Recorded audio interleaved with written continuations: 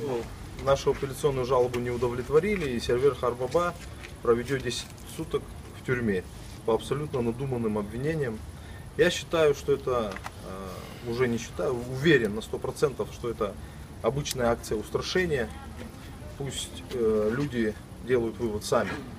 Потому что посадить 76-летнего старика в тюрьму на 10 дней за то, что он здесь стоял и сказал, что наши дети не террористы, я не знаю, любой здравомыслящий человек понимает, что происходит. Конечно же, мы дальше по российской, так сказать, судебной системе ничего обжаловать не будем. Нам достаточно того, что было сегодня, и мы уже будем передавать это дело уже в международные инстанции, в том числе Европейский суд по правам человека.